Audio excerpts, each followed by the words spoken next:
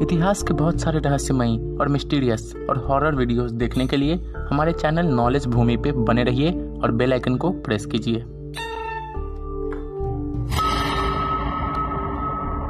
Benedetto सुपिनो, इस लड़के का नाम आप सभी में से ज़्यादातर लोगों ने नहीं सुना होगा, लेकिन इस वीडियो के बाद अब सभी लोग जरूर अपने गूगल पे जाके बेनेडिटो सुपिनो का नाम सर्च करेंगे। बेनेडिटो सुपिनो नाम के लड़के का जन्म 5 दिसंबर 1973 में इटली में हुआ था और जब तक ये 10 साल तक हुए तब तक इनका लाइफ बहुत ही नॉर्मली गुजरा। लगभग 1983 में जब बेनेडिटो सुपिनो 10 साल के हुए तब ये एक डेंटिस्ट ऑफिस के बाहर में वेट कर रहे थे अपना नंबर आने के लिए, और वेट करने के लिए ये नॉर्मली एक कॉमिक बुक पढ़ रहे थे अपने हाथ में लेके, और सब कुछ नॉर्मली चल ही रहा था कि तभी अचानक से इनके हाथ में जो कॉमिक बुक थी वो पूरी तरह से जल के भस्म हो गई और ये और इनके अगल बगल वाले लोग सिर्फ उसको देखते रह गए क्योंकि उसके अगल बगल में आग का कोई स्रोत था ही नहीं। हालांकि इस घटना पर बेनेडिटो सुपिनो ने ज्यादा ध्यान नहीं दिया। उन्हें लगा कि गलती से कोई आग का सोर्स गिर गया होगा जिससे कॉमिक बुक जल गई होगी, जिसके कारण उन्होंने इस घटना को दुर्घटना मान के छोड़ दिया। लेकिन अगले कुछ दिनों में इनके साथ बहुत अजीब अजीब सी घटनाएं हुई और उन घटनाओं को देखने के बाद इनके पेरेंट्स को और इन्हें खुद अपने अंदर एक बहुत ही विचित्र सी एबिलिटी का ज्ञान हुआ। इन्होंने देखा कि बेनेडिटो सुपिनो कोई भी सामान को सिर्फ अपने आंखों से देख के जला देते थे, ना ही उन्हें टच करते थे और ना ही उसके आसपास कोई आग का स्रोत ले जाते थे।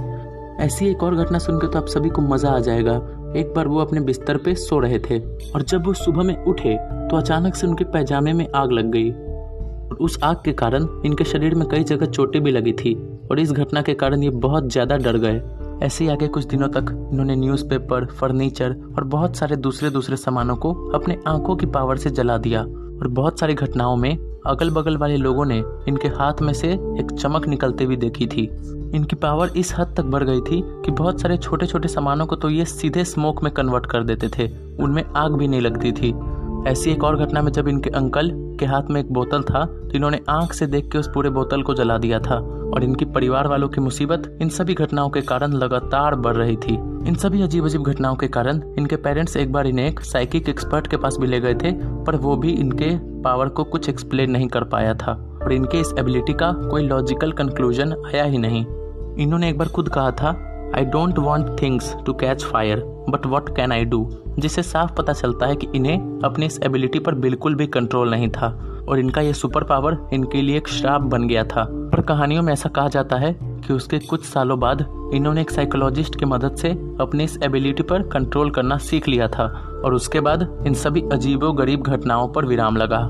1980s में इटली के बहुत सारे न्यूज़पेपर्स और मैगजीन्स में इनके इस पावर को लेकर बहुत सारे आर्टिकल्स छपते थे। हालांकि इन्होंने साफ मना कर दिया था कि इनके ऊपर कोई इन्वेस्टिगेशन की जाए या इनके पावर पर कोई रिसर्च किया जाए, क्योंकि इनके परिवार वाले चाहते थे कि ये एक आम जिंदगी जिए।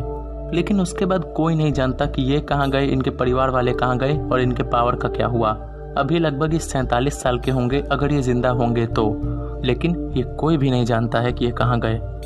जब मैंने आपको बताया था कि इनके पास ऐसी एबिलिटी थी तो आप सभी के मन में एक बार आया होगा कि इनकी जिंदगी तो बहुत मजेदार होगी, ये तो सुपर हीरो की तरह रहते होंगे। लेकिन रियलिटी में ऐसा कुछ नहीं था, क्योंकि इन्हें तो अपने पावर पर कंट्रोल था नहीं, जिसके कारण बहुत बार अजीब अजीब घटनाएं हुई थी। और कल से फिर से अनसुलझे रहस्य पर वीडियोस पाने के लिए हमारे चैनल पे बने रहिए।